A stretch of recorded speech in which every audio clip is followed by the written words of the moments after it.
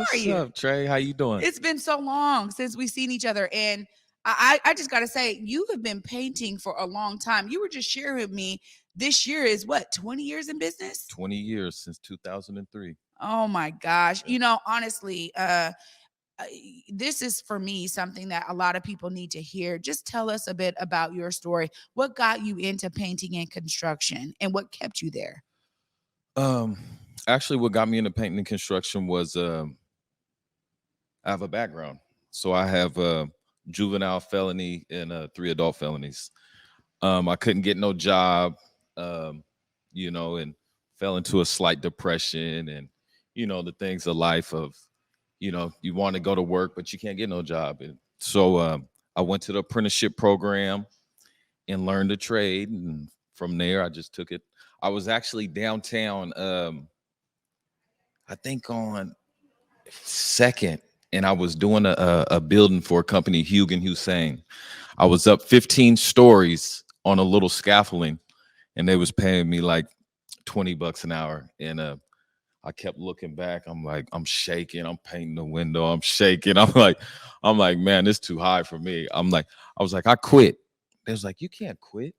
I said, I quit, man. I'm not doing this no more. I'm opening my own company. They was like, you're gonna have a hard time. I was like, hey, I'm ready to go through it. So they let me, because you had to buzz in and off to get off the scaffolding. They buzzed me off. I got off, and then it went from there. Wow.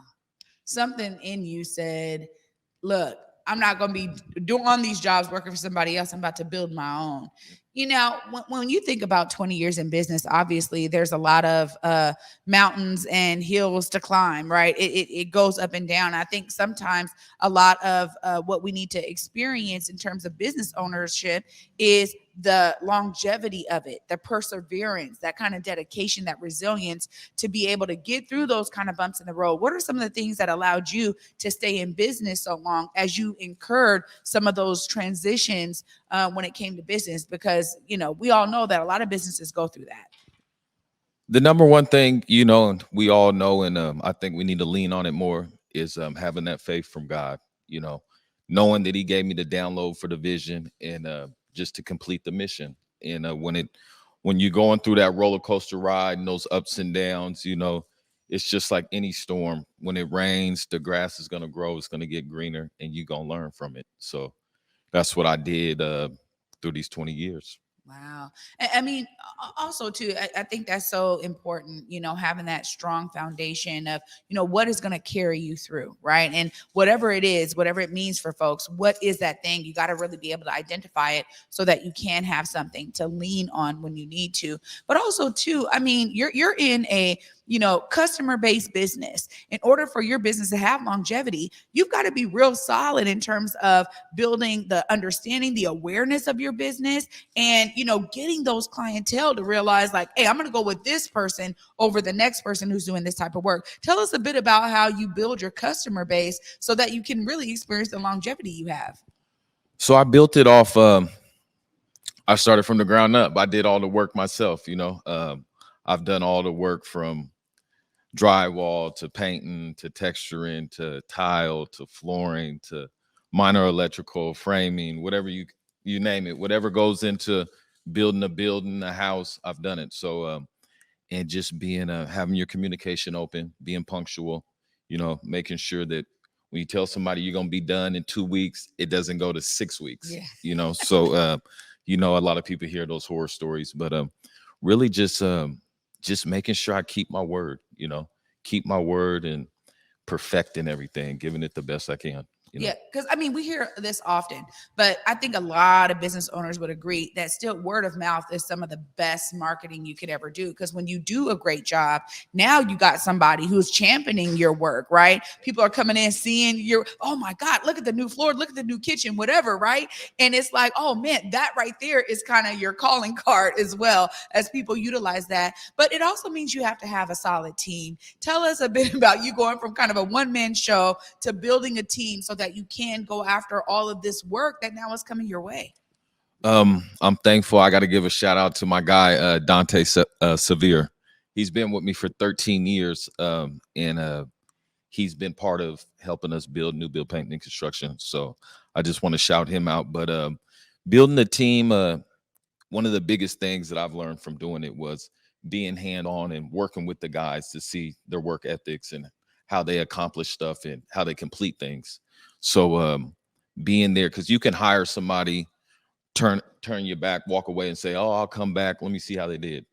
But between that process, that could be the process when they mess up. So being there, working with them hands-on made a big difference in just finding good subcontractors, other small businesses that they're reliable, you know, they communicate, and they got good references as well. Yeah, that's important. And you know, as I was just sharing, I mean, you may have started here in Washington, but you've expanded. Just tell us a bit about that expansion and how you were able to take, you know, all of your expertise to a new market. Right now, so I've done work in 12 states, but currently I'm doing work in 3 states. We do work here in Seattle, Houston, and Lake Charles, Louisiana. Wow. So I work in all 3 states. I'm always traveling weekly to go to each one of them, and I reside in Houston, so I'm there most of the time. But it's just been man, I go back, it's been all God. You know, it's been God. I hear the downloads, I get the vision, and then I complete it. That's phenomenal. That means you got 3 markets you're working in, primarily 3 different customer bases. That means you got to have that network of those subcontractors in every area. That's a lot to juggle. So shout out to you for having that vision and understanding that your work was, you know, impeccable in a way where you're like, no, I can take this to other markets. Because I also think too, sometimes you know, business owners kind of get stuck in a rut, you know, of thought that won't allow them to see how they can expand their services and products into other markets, or they're just so stuck in one market and still trying to bang their head that they don't know, man, this is valuable in other places. So kudos to you for doing that. But also too, I mean, you found time to give back to young folks. And I got to see you right here at Black Dot Underground, you know, giving back to young people. Tell us a bit about why it's important for you to share your successes and your story with younger folks so that they can see that. Just give us a bit about why you do that work as well. I do that because I feel like a lot of young men and young women need to know about working with your hands, because a lot of times it's frowned upon, like, oh, I'll pay somebody to do that, or I don't need to know that, you know. So I feel like it's big, especially as for, I'm gonna say this, for the Hebrew background, we're the natural builders and creators of this world. So we definitely need to know these type of things, you know, and it's definitely, it's a skill and a trade that can take you anywhere in this world. So I like giving back to the kids because I want them to pick this up so they don't feel like everybody's not going to be a star or entertainer. Everybody's not going to go to college. They're not going to have the resources to do it. But this is something that you can definitely still make a good living with. Yeah, you know, I appreciate that message. And yesterday, we had Isis Harris on. She's in Portland doing phenomenal work in the trades as well, electric journeyman, right? And so she's like, look, like, I'm gonna tell you right now, this is equal to you going to college. Like, this is equal to or better for some folks, right? And just the idea that this is kind of like, oh, it's like a secondary option because, you know, oh, I had issue, like you said, you know, oh, well, I went through some juvenile issues. I had these things. So this is kind of where I landed. No, this is you. You're a successful businessman, Christopher. So you're an example of what that looks like. I just thank you so much. If we got people out there in the audience who are looking to connect with you, plug in. I see you making content on social media too. Look right there in that camera. Let them know how they can tap in with you.